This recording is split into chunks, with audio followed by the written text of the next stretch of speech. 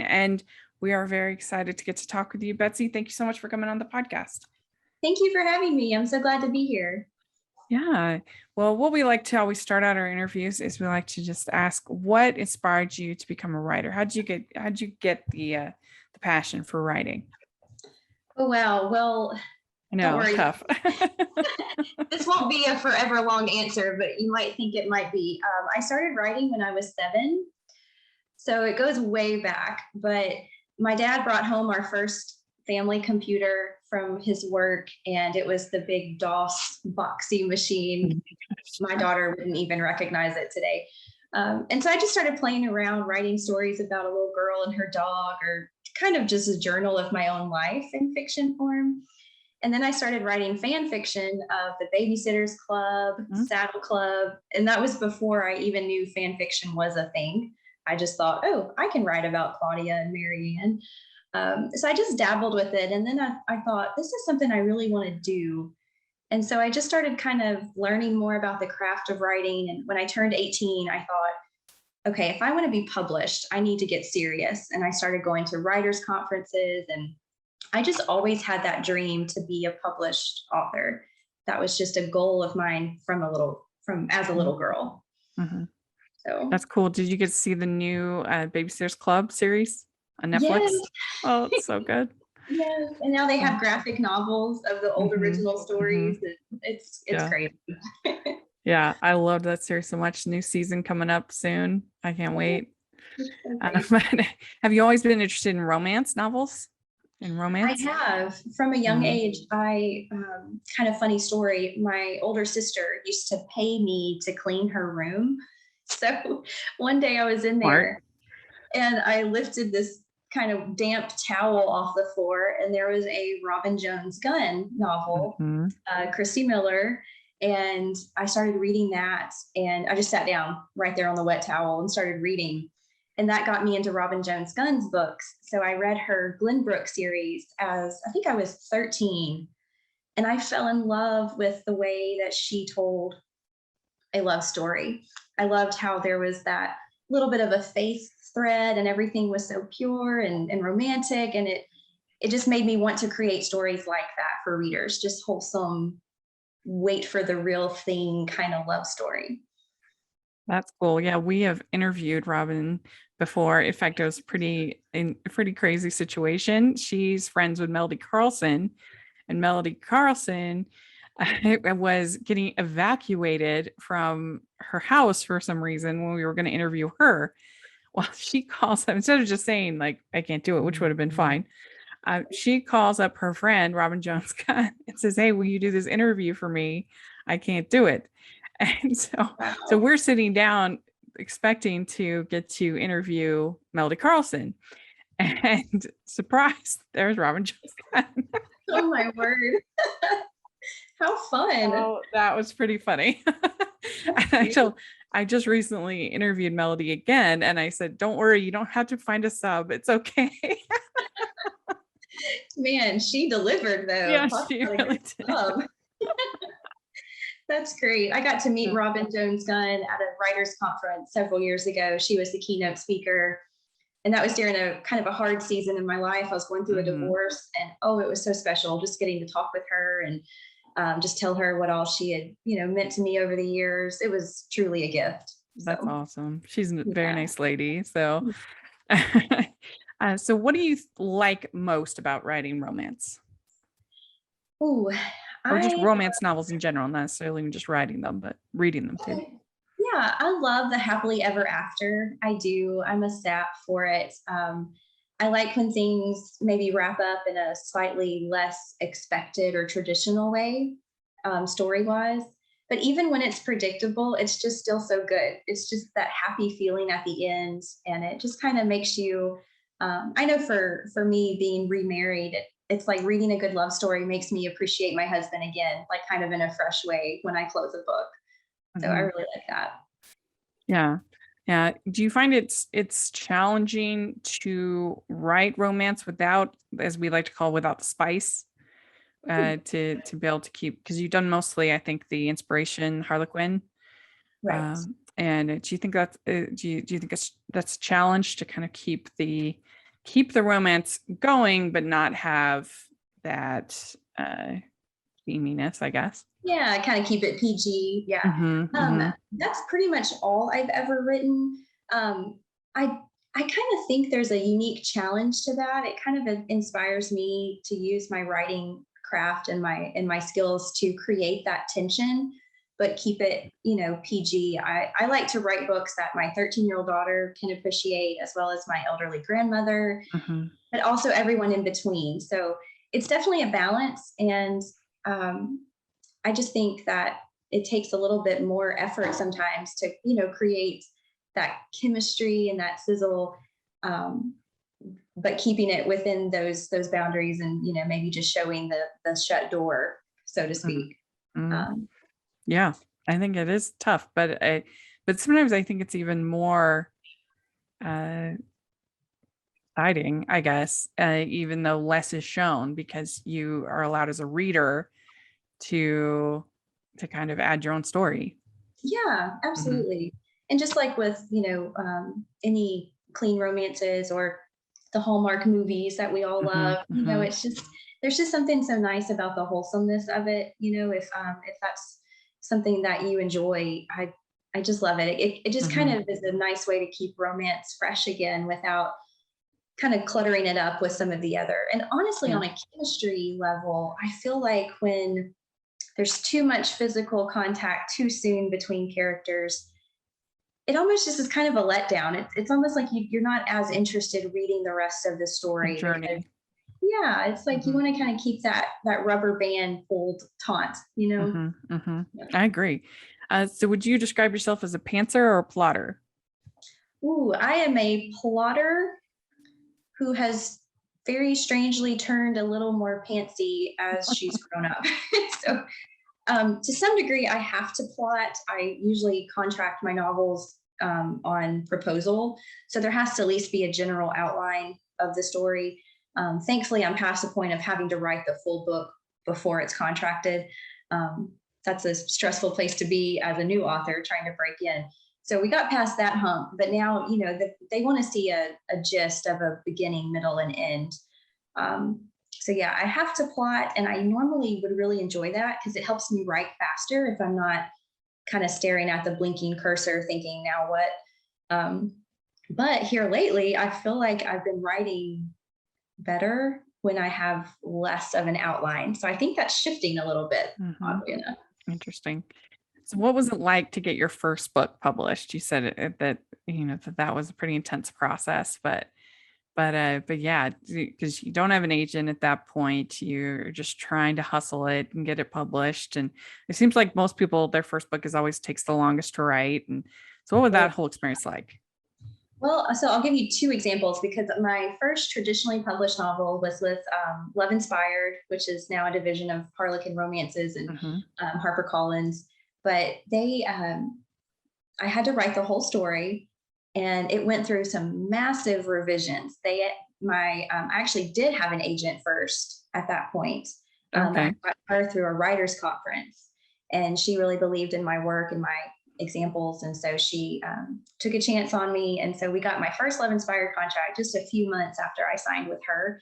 But those massive revisions, I was so discouraged, but I'm so grateful I had her in my corner to explain, because she said, no, this is good. Like, they really are interested in this. They would not ask you to make all these changes and resubmit if they didn't truly want this story.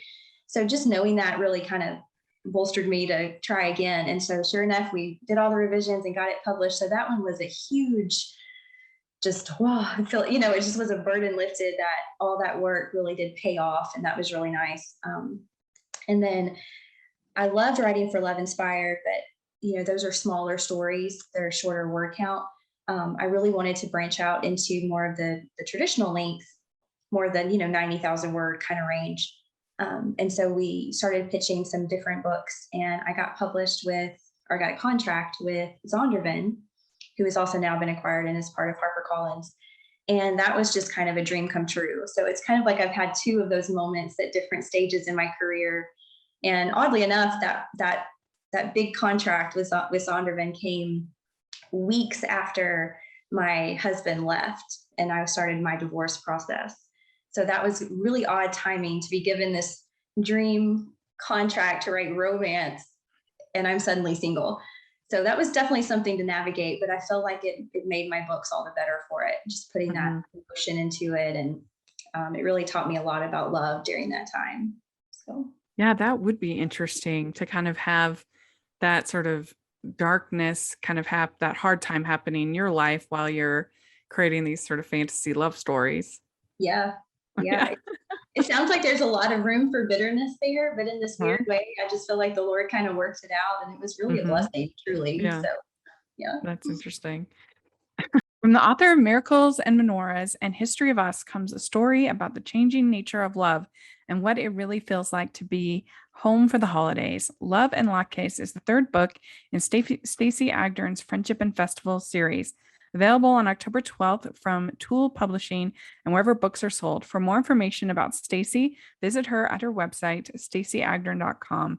That's staceyagdern.com. So let's talk about Tacos for Two, your new book. Yeah. So why don't you tell our audience a little bit about what it's about? So I've been pitching it as You've Got Mail meets Food Truck Wars.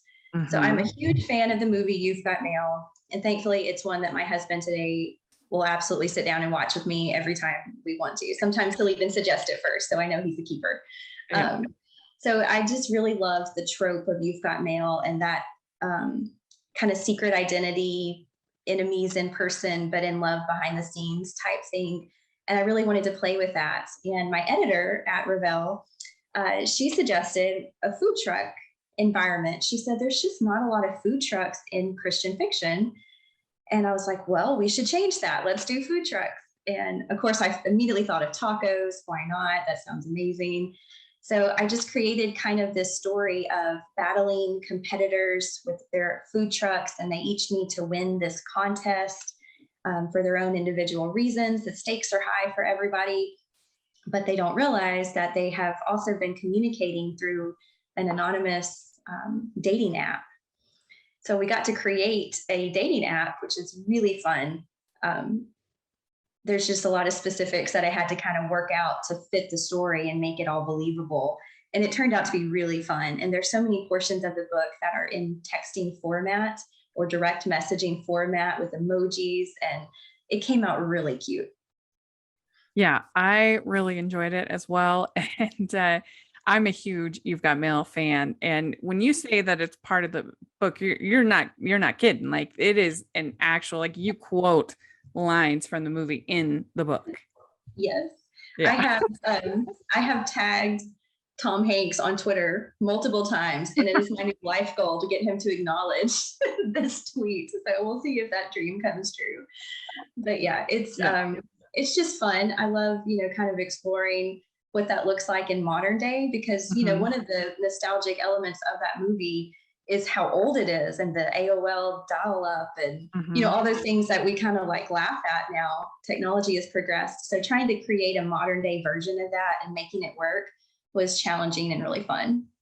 Well, and also the fact that it is a remake of Shop Around the Corner, I think makes it even more sort of nostalgic in feel because you have all of this sort of, I don't know, just this, there's all of this pedigree to it that I think makes it really work. And just Nora Ephron's script, when we do a You've Got Mail podcast, we'll have to have you on because her script is just so quotable. I they're It is. so, and I love the whole cast. I mean, you have Greg Kinnear, you've got Parker Posey, who's hilarious. Mhm. Yes. Yeah, when I get out of this elevator, I'm having my eyes lasered. That's one of my favorite lines. And She's I so love Greg Kinnear and the thank you. mhm. I love Dabney Coleman's in this as his dad. I think that's really funny. Don't romanticize them. Right. Readers, Dad. They're called readers. I love that. And Great. she's Some of the best one-liners. yeah. Oh, You're taking all the caviar. That it's a caviar is a garnish. I could do this all day. all day. We I'm with yeah, you. it's It's so great. uh but but yeah, I love oh, oh shoot, Jean Stapleton. Mm. She's hilarious in it. the um I love the whole thing. Like you spend way more on leather jackets than they're worth, but you don't fall in love with fascist dictators. Yes, that's the best. That's the best. It's so great. I Yeah. just love those characters together in that movie, and like you said, it's got such a great supporting, cast of side characters. And I tried to incorporate some of that, Hmm. not directly related, but just it was important to me to have some of that same fun banter and feedback from the side characters, like Alton. He's the Hmm. assistant cook for the hero, and he's a kind of college kid. He's a hot mess, and he kind of reminds me of George, working in the bookstore with Oh yeah. yeah, like he just, there's kind of some subtle nods in that direction too that I think true fans might pick up on. But Yeah. it was fun. It was fun. Yeah. You fell in love with the rooftop killer. I actually tried to work in a little bit more about the Unabomber and some of those quotes. And I remember typing them in thinking, I don't know that people are going to get this, like true diehard fans, but I do probably have to reel it back in just a little. So, Yeah. I mean, you don't want to go overboard, and I don't think you did. I don't think you did, you. but I just think what Nora Ephron does so well in all of her movies is she manages to weave in these little sort of diatribes, these Mm. little, because she's an essay writer at heart. And so she has these essays that then she works into the script, like about ordering Starbucks is a defining moment of self, things like that, Yes. that I think make it work so well. And I love Dave Chappelle in the movie. He's so hilarious. You're He's just so taking it great. to the next level. This is how big of a fan I am. Have you heard of Smallwoods? They're like a canvas creating company. You can order like custom photo frames. They Oh, do really? No, I haven't heard of that. oh, they're so aesthetic and lovely, and they're affordable. So Mhm. I ordered a canvas, a custom photo canvas on a scroll. Nice. So it's got the wooden frame, on top and bottom, and it just hangs. And it's a photo of me and my husband at our wedding 4 years ago, and we're slow dancing. It's super cute. And then you can customize a quote, around the photo. And I added the quote on this custom frame about buying you a bouquet of freshly sharpened pencils. That is sitting in my living room right now. So I think I might win the Die Hard Fan Award just for that one. Yeah, that's great. Yeah. And yeah, we picked the right person for us to have this, to do this, you and I to do this interview, because we both know Good. You've Got Mail very well. That's great. And I will clarify that if you're not a fan of You've Got Mail or you're not as familiar, it's not the main part of the book. Oh We yeah, might be yeah, making yeah. it sound like that, but No. I feel like it's a good balance of if you get it, you get it. But if not, Mhm. you're not really missing anything or confused. It might Mhm. even inspire you to go watch the movie, which would be great. Mhm. But yeah, Yeah, no, it's definitely just like an homage. And if people, last year there was a movie on Hallmark called Deliver by Christmas, which I think if people liked that, then and that was one of our favorites. It was my favorite last year, with kind of a similar idea of two people. They know each other in real life, but they're communicating via an app, like you said. So that one was really charming. So if you like anything like that, then you'll enjoy this. You'll enjoy this book. And I was going to ask though, is You've Got Mail your favorite Nora Ephron film? oh yeah, Yeah, yeah, no. by far. Because the Oh yeah, thing is that like Sleepless in Seattle is really good. When Harry Met Sally is really good, but I think that Sleepless in Seattle is not really a comedy. It's more about grief and loss and moving forward, and then yeah, then at the end starting a relationship. And yeah. so I whereas like You've Got Mail is a romantic comedy outright. Right. Right. Yeah. So I could probably do a whole nother podcast segment just on how much I get frustrated by Sleepless in Seattle. I'll watch it. Great. But then I'm like, okay, now the movie's starting and it's over. Like I feel robbed because Mhm. the hero and heroine aren't on the screen together really at all Yeah. through the whole movie. So you're cheering for each of them, and then there's just that really, notorious 5-minute ending, that's great, but I want more. I want Yeah. to see what happens next. So I do feel like Tom Hanks and Meg Ryan's chemistry was a lot more on point in the You've Got Mail. But Mhm. again, they weren't really on the Being more- screen together Yeah. in together. So it's kind of, I don't know. Sleepless in Seattle, it's more about getting to that moment. I mean, there's some great, I mean, the dialogue is so good in Sleepless in Seattle. Like, I mean, like it rains 9 months out of the year. I know, and all that. It's so good. But and I love Bill Pullman in that movie. He's hilarious. Absolutely. It's a great movie, but I agree with you. You've Got Mail is the Yeah. tops, number one. Here. Yeah. Yeah. Anyway, but let's talk more about tacos for two, because I really did enjoy all of those. And I was like, ooh, and especially as it kept going, and I was like, oh wow, this is a real, because I was like, is it gonna go that way? And then it did, and then you were quoting. I'm like, oh, so I got more invested as it went along, I would say. Good. Yeah. Good. Yeah, there was this And scene where I had to actually rewrite. I had I won't get too specific, but I had the big reveal where they mhm. discover who each other are. I had that initially done totally differently. And I'm so grateful that my editor called me out on it. And she's like, I'm just not quite feeling this. It doesn't ring quite true. Can we try something else for this really important moment? And I'm like, oh, okay. So like anytime your editor gives you some kind of revision, you like sulk and you eat chocolate, and then you come back and you're like, oh, she's totally right. And then you're so grateful and it's so much better. And so I do love the reveal moment Yeah. when the hero finds out what's going on. I really love that. And so I'm very grateful for my editor's expertise. She completely was right on that. Would you describe yourself as a foodie? That is hilarious because let me just tell you, I have somehow, okay, if you talk to authors, you know that branding is a thing. Your publisher, your agents, they want you to have a brand. They want your readers to know what to expect when they open a, Nicholas Sparks book. You immediately have a certain thing in your mind, or a Francine Rivers, or, Ted Decker. Sure. You know what you're getting with those names. So you would never see Ted Decker write a sweet Amish romance, right? You would never Mhm. see Francine Rivers write a horror zombie tale. So that's branding. So somehow I have accidentally gotten myself branded as the food author. So most of my books prior to this have had some element of bakeries or cupcakes. There's a novel I did with Zondervan called All's Fair in Love and Cupcakes. And it Oh, was good uh, title. it was so fun to write. It was you remember the show Cupcake Wars that was on Mhm. Food Network? It was kind of inspired by that. And it was a friends to more trope.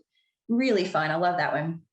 And then somehow since then, they asked me to do a novella for a box set, and they were doing a year of weddings. And that was assigned to me was the wedding cake baker. So that just kind of propelled it more. And then the next thing I know, I'm writing The Key to Love, which was my first book with my Revell contract. And it's set in the Midwest in a Parisian inspired bakery where there's nothing but petitfours and macarons and all of this stuff. And so I finally have gotten out of the bakery, but now I'm in a food truck. So the foodie things continue. I do love food. I am horrible at cooking or baking. So that's where the irony comes in is my 13-year-old daughter one day was like, I'm just going to make macarons. I'm like, okay, baby, well, that's pretty tricky. That's advanced baking. Yeah, that's tough. They came out, they were amazing. And she's just looking at me like, what? Like it's hard? And I'm like, well, guess not for you. So she inherited all of those genes that skipped right over me. So I will eat the macarons and love them, but don't expect me to provide them. Well, you can like expense it as research. I mean, that's the dream there, right? Here, both of the Go, write-offs. yeah. I'm like, how many taco trucks did you have to visit to write this book? I know. And that's what was so sad is I had a plan to tour one that was here local. They're a combo food truck and storefront, and they're really good, just authentic, homemade, local. And that was right when COVID struck, spring Oh, of 2020. And so we had to cancel all of those types of research experiments. So that was a bummer. But I was able to do a lot of research and even talk to some other families who have homemade tamale recipes. And so I was still able to immerse myself in it. But Mhm. you should have seen my Google history search for that time period. It's nothing but all these different tamale recipes and random questions like, is this pepper spicy? Because I need it to burn somebody's eyes. Yeah. Random. Well, at least with this one, you have two characters who don't really know how to cook, as opposed to Yes, like some Michelin star chef or whatever. right. So I really was able to channel them more accurately. It's so sad. Whenever I tell my kids I'm cooking tacos tonight, they get really excited and then they kind of side eye me and they're like, beef or turkey? Because they hate I do turkey tacos. And even Yeah. with chicken, my daughter does that now. My oldest, that's a really good chef. She'll kind of just Yeah. take the spatula out of my hand. She's like, "You want me to cook the chicken, Mom?" I'm like, yeah, you probably should. You're like, it skips a generation, the It talent, the did. cooking talent. It That's did. funny. Yeah, I've never made macaroons. That's very, very tough. Yes, Yeah. absolutely. She'll be using all these terms like, "Oh, they didn't get the feet that I wanted them to." And I'm like, "Macarons have feet?" Like, what? Yeah. No idea. So are Rory and Jude based on anybody that you know when you were coming up with the characters? I try really hard not to get too close to anybody in my real life when I create my characters, just to stay safe.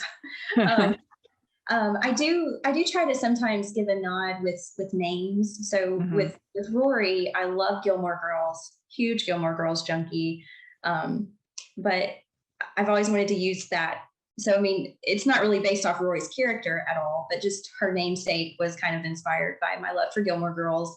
Um, but yeah, they personality and stuff wise, I feel like a little tiny piece of me goes into each of my heroines, maybe with something they struggle with or a quirk they have. So that's always kind of fun to implement because I think it helps me write them more authentically. Like, oh, I know how this feels. I can really deliver on this particular Hmm. element. But no, not a direct inspiration. I just kind of compiled a bunch of different things I wanted to explore, especially with their family dynamics. So, Hmm. because this is definitely a Yeah. family, strong family sub story, along with the romance. They both have some family issues to deal with, and I feel like that gave the story a really well rounded feel. Hmm. Um, and Yeah. some of that actually developed as I was writing and I started digging deeper into some of the characters' motivations. I thought, oh wow, you're like this because your dad is like this. And I was able to kind of start expounding on it. So I was kind of along for the ride in a lot of ways. Was it hard sometimes to keep Jude likable since he's in this competition with Rory and you have to kind of keep both characters likable, but particularly him because he could be seen as kind of threatening to her? Yeah. And, I almost wonder if I went too far with that because it's really fun. The reviews that I've gotten have been like praising Jude and just they're in love with Jude. Mm. But then I've gotten a couple of mentions of a little bit of, okay, Roy needed to kind of just shape it up a little bit, kind of a vibe. So I think Mhm. people love Jude so much, they almost found Rory more of a harder character to relate to. So that was kind of unexpected. But I think they play off each other really well. I think they Mhm. helped make each other better. And that's what you want in a Yeah. romance. Well, and because Rory, she is like a little bit deceitful because she lies about being able to teach him how to cook, and Right? then he's a little bit deceptive because he doesn't tell her about the competition that he's going to be entering the competition, that he's going to want Mm-hmm. to run a competing food truck, all that stuff. So they both have their kind of energies like that, and I think that creates conflict, which makes it fun. Yeah. Yeah. Mhm. And that Yeah. was fun to put together and just flesh out, all those different nuances. And, there was a point in the book where I wasn't quite sure. This is where it goes back to that plotter versus pantser thing. But Mhm. there was a point where I wasn't entirely sure who, if anyone, was going to win the contest. Mhm. So Mhm. I had to kind of figure that out as I went too. Yeah, that was fun. I liked that. We'd like to take a second from this episode of the podcast to celebrate our sponsor of this episode, and that is the Hallmarkies Patreon. Do you love Hallmarkies podcast? Do you want an inside scoop into what happens on the podcast? Do you want early access to episodes and loads of cool perks? Now is the time to become a patron of Hallmarkies podcast. By becoming a patron, you get to access our patron Facebook group. You can request episodes or even be a guest on the podcast. And most importantly, any patron can join our monthly movie watch-alongs with stars like Paul Campbell, Natalie Hall, and more. It's as low as $2 a month to join in and become a special part of the Hallmarkies family. Please consider, and we will love you forever. Go to patreon.com/Hallmarkies. That's patreon.com/Hallmarkies. And I think that it did a good job of kind of going, because obviously we know the ending of any romance novel. That's never, there's no way to spoil a romance novel, but it's all about the journey of how they're going to get there. And so I think that that's what made it fun, and especially working in this whole idea of them interacting on the text messaging, while also or on the chat room, while also having this kind of other dynamic, which I think made it fun. Was it challenging to kind of write the text messages? So no, the text messages and their banter, it came really naturally for me. That was probably the easiest part of the story, was just kind of that snarky, flirty back and forth. I love that. The part that was a little tricky to keep up with was, I felt like for a good portion of the book, I was literally writing two different relationships, because they had their online relationship and then they had their in-person relationship. And I'm trying to balance the chemistry of both. And then that complication of, well, they have this going on online that they're trying to be loyal to. So we can't cross too many boundaries in person with their attraction, because they're being loyal over here. So that was actually a little tricky to keep up with at times, was just keeping both of those relationships, chemistry and intriguing. The thing is, in You've Got Mail, the reason it works, because he transitions from being bad Joe Fox to all of a sudden kind of fairly quickly going to this, I've got a thing that I'm working on, a project before we can meet kind of thing. And I think it works because it's Tom Hanks. And he's very likable. And so we buy that he would have this change over very quickly. But if you really think about the script, is it really 100% earned? It works because it's Tom Hanks. And I think that would be, in writing it, that would be challenging because you don't have Tom Hanks. Right. And what you just said makes me think too, I wonder if I'll say readers, but viewers in the movie sense, if they're a little more forgiving of those types of things in movies than they are in novels. I feel like there's a harsher, kind of more critical audience for believability factors in books than there are in movies. And that's kind of interesting. I'm not sure why, but I definitely feel like maybe because you spend more time with a book, whereas the movie's just 2 hours and you're out, you're done. But then a book, you're in with these characters for a couple of weeks or however long it takes you to, read the book. And I think that maybe that's why. That's a good point. That might be, you're just more invested, or at least invested kind of differently. Well, and that's why usually books are better than their movie counterparts, because it's so hard, first of all, to cram all of this stuff from a book into a 2 hour, or in this case, would be an 80-minute script. Very difficult. But then also you're just with the character so much when you're reading, and you get an idea of kind of who they are and what they, and sometimes it's not actually even in the book. Like when I was reading South Beach Love, for some reason I pictured the lead character, even though it says in the book that she's of Irish descent, for some reason I was picturing her as being a Latina. And and somebody pointed it out to me. And I was like, oh, and then I went back, I'm like, oh yeah, it says it right there, but the whole time I'm reading it, I'm picturing it a certain way. And so you can, I've had that before where I picture a character with brown hair or blonde hair, and then they make a movie and I'm like, why'd they do it with blonde hair? And then I look back and I'm like, oh, she has blonde hair in the book. I just pictured it wrong. Yeah, I do that too. I did that recently in a Becky Wade novel. I had the hero and the hero's best friend, who was a very substantial side character. I had both of their races just totally opposite, and I was like, why did I do that? Why did I? And what was so funny, my daughter read the same book after me, and I didn't say anything, and she made the same mistake. So there was something that implied it, maybe very subtly, that we both picked up on.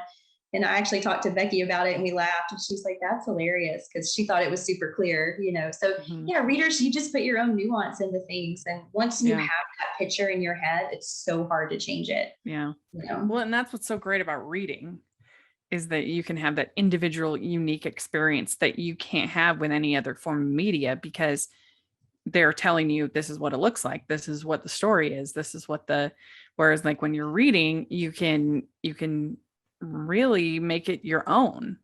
Absolutely. Yeah.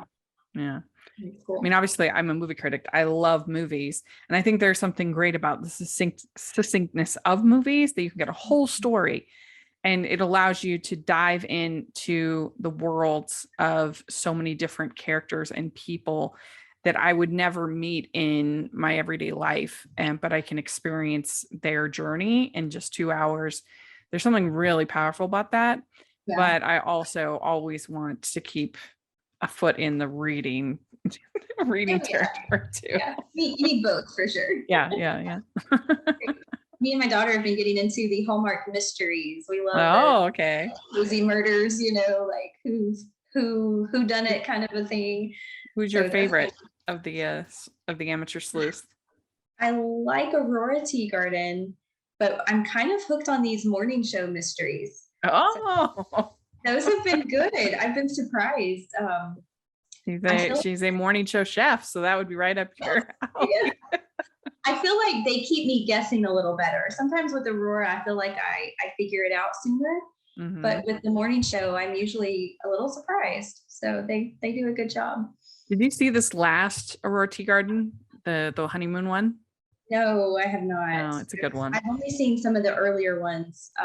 I think my daughter's watched all of them by now. She'll come over to her grandma's house and they'll binge on them. But me and her have been watching more of the morning show these last several months. Okay.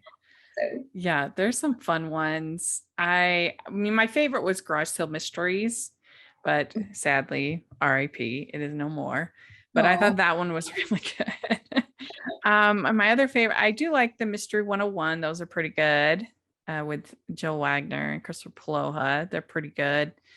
And I mean, Signed, Sealed, Delivered. Have you seen any of those? I have not seen them yet.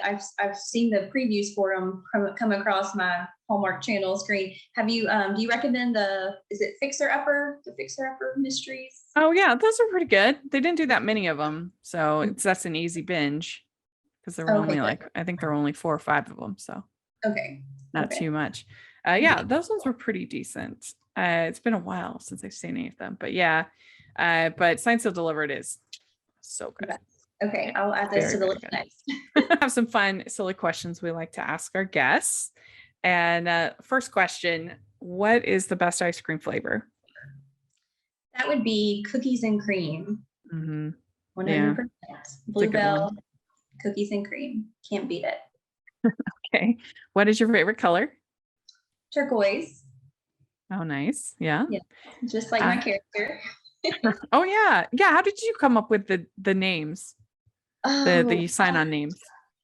So I wanted to do turquoise for her because that was one of the pieces of myself I put into Rory, was just an obsession with all things kind of aquamarine, turquoise, teal. So her username is Color Me Turquoise.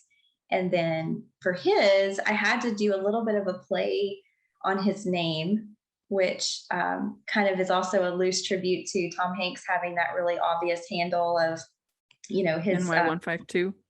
His address, and that was a joke. So I kind of wanted them to have a chance to have maybe a joke about that, later in the story. So I had to incorporate one of his names, but I couldn't make it too obvious. So I went with his middle name, which was Strong. And she just took that to mean his athletic, Mm-hmm. So it provided just enough confusion. But yeah, that was fun. Yeah, that was good. That was very good. All right. What music are you into? Oh goodness. I am super eclectic. I'm in Louisiana, so I've got to give a little bit of nod to the country, but I'm very picky about which country. I like the country that tells a story. So I'm like Carrie Underwood and some of those big power songs that have a full story just in those 3 minutes. Usually some kind of revenge, the way country songs go. But I can appreciate a lot of that. But past that, my husband has gotten me into jazz. He's a drummer. Oh. And so he loves Miles Davis, and he has vinyls that he'll play on a record player. And so I've kind of gotten into appreciating some of that here recently. But I'm pretty open to a lot of different styles. Sometimes I'll put on my 90s playlist and just jam out to the old stuff when I was little. And pretty much a little bit of everything. Nice. Very good. Okay. What is your go-to date night food? Sushi. We love to get sushi and fried rice. And we have the little local place that we like to support that does it really well. So we always go to the same place, and it's just perfect every time. Nice. What is your go-to date night activity when we can go and do stuff outside? One of our default dates is to go get sushi, and then we'll drive through the gas station by our house, grab a pint of that Bluebell cookies and cream, and then come home and watch a movie. Or if we're binging a show on Netflix, we're big fans of The Office and Parks and Rec. So sometimes we'll just turn those back on and just watch 10 episodes. And we're not big nightlife people. We love our date nights in with our sweatpants. Yeah. Yeah. Hey, Netflix and chill is a thing for a reason, right? Absolutely. Very good. Okay. Dogs or cats? Oh, dogs. 100%. Yes. Yes. All right. Beaches or mountains? Oh, this one's tricky. I used to say beaches, but now I'm a little torn. I would not say no to a vacation on either spot. All right. What's your favorite holiday to celebrate? Oh, I think Christmas. I know that's cliche, but I really love the family connections at Christmas and the traditions and just everything. Everything feels like a Hallmark movie at Christmas with the lights and the shopping. And it seems like people in general are just in a better mood around you in public, which is nice. Yeah, we got to get you to write a Christmas book. Ooh, well, I have a Christmas novella, 2 of them. Well, one was more winter, but I do have a Christmas novella that I wrote with Love Inspired many moons ago. Oh, it yeah? was a compilation with a fellow author, Marta Perry. Oh, nice. We did a short story, 2-in-1 kind of book. Mistletoe Prayers is what that title was. And it was really fun. I got to pull out all the aesthetic Hallmarky Christmas vibes for that story. Yeah. But yes, I love it. I do want to write another one soon. That's always kind of on the bucket list. Cool. All right. Last question. This is very difficult, or maybe not so difficult, but what is your favorite Hallmark or romantic movie? Oh, Is it You've Got Mail, or maybe not? yeah. Oh, it's so hard. You've Got Mail is definitely at the top of the list. I do have some others that I like to rewatch. I'm thinking right off the top, I like Sweet Home Alabama. I love that one. That's a great one. Yeah. And a lot of the Julia Roberts, Runaway Bride, My Best Friend's Wedding. I like how that one's more of a non-traditional ending. Still happy, but I really like that one. That might be my one's really good. Yeah. I love in Runaway Bride when she finally figures out how she likes her eggs. Yes. That's such a good scene. Personal growth. We're all sharing with you. Yes. So, I also really in Sweet Home Alabama, there's a scene when she first sees him at the glass place, right? And the camera like pans up on Josh Lucas and then just like stays there for an exorbitant amount of time. Like, yes. Yes, it's so Thank great. you, director. Yes. Yeah, they knew what they were doing with the money shot there. Yeah, that's right. I think one of my favorite lines, I quoted Sweet Home Alabama the other day. I was joking. We were at a restaurant that was very much a biker bar, but we didn't realize that it's still a restaurant for families, but it's a biker bar. Right. Yeah. So my friend, we were eating lunch and she had her 1-year-old, and I just looked at her and I was like, you have a baby in a bar. And she just started cracking up. She knew immediately what movie I was referencing. I was like, there's a lot of life application in these movies if you just think about it, That's really, I think you could do a whole podcast on just life lessons from rom-coms, right? Absolutely. What a great tool. Yeah. And a lot of very good. Too. You passed the test. You answered all the questions. Wonderful. Yeah. Well, I really enjoyed the book. I think our listeners will enjoy reading it. We'll have a link we'll have our affiliate link to Amazon if people want to check it out and purchase it. You can do that, and that would help us out as well. And when does it become available? It's officially released October 12th. Right, October 12th. Make sure you check it out. And thanks so much for taking the time to talk with us. I really appreciate it. Yeah, thanks for having me. It was fun. Do you have social media you'd like to share or anything like that? Oh, sure. You can find me on Instagram at Betsy St Amant Haddix. That's my remarried name, Betsy St Amant Haddix. And I'm also on Facebook under the same. And then I have a website, BetsyStAmant.com. Great. And we'll have all that in the description. Make sure y'all follow. And you can find me at Rachel's Reviews, all of our social media, iTunes, YouTube, and on Rotten Tomatoes. So check that out. Also, you can find me on Goodreads, and make sure you're following the podcast, the Hallmarkies Pod and Hallmarkies Podcast, all of our social media. And if you're listening on iTunes, please leave us your ratings and reviews. That really helps us a lot. And if you're watching on YouTube, please give this video a thumbs up and subscribe to our channel. We appreciate that so much. We also have our Patreon group and merch store. All the information for that is in the description, and we would sure appreciate help there. So thanks so much, Betsy. I really appreciate getting a chance to meet you and talk with you. And definitely, if we're ever doing that, Nora Ephron / You've Got Mail podcast, we're having you on. We're having you back for sure. Great. Bring it on. Let's do it. All right. Good. All right. Thanks so much. We'll talk to y'all later. Bye, everyone. Bye.